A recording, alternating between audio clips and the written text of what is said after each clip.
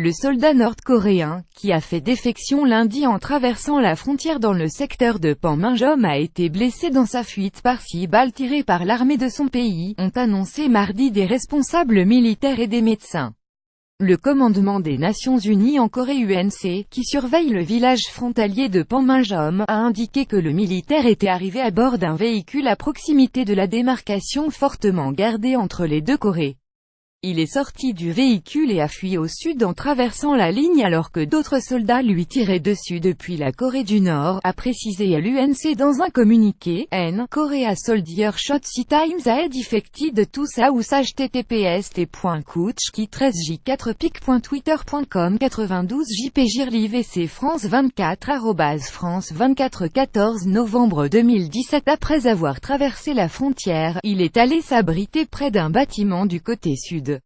L'état-major interarmes sud-coréen a précisé que le soldat nord-coréen avait été retrouvé dans un tas de feuilles mortes, et récupéré par 3 militaires sud-coréens qui s'étaient portés à son secours en rampant.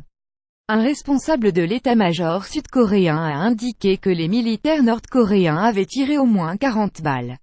Touché à l'estomac, un médecin ayant examiné le défecteur et l'y porté jusqu'à un hôpital, a précisé qu'il avait été grièvement touché à l'estomac.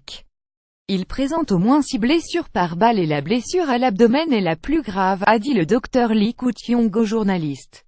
Il est très rare que des militaires nord-coréens passent au sud par la zone commune de sécurité, JSA à Panmunjom, seul secteur de la zone démilitarisée où les deux armées rivales se font face. Ce lieu est une attraction touristique majeure pour les étrangers visitant la Corée du Sud. Aucun touriste n'était présent car les visites guidées n'ont pas lieu le lundi. Le fait que le militaire soit arrivé en voiture laisse penser qu'il n'était probablement pas un membre de la force d'élite nord-coréenne postée à Panmunjom, sélectionné avec soin pour sa loyauté au régime.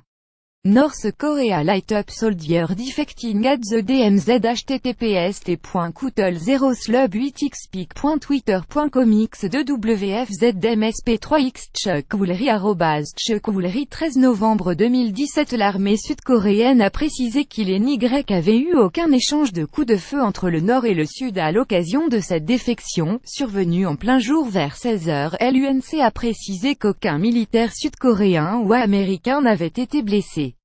C'est à proximité que fut signé le cessez-le-feu de la guerre de Corée 195-1053. La JSA a depuis lors été maintes fois utilisée pour les négociations intercoréennes.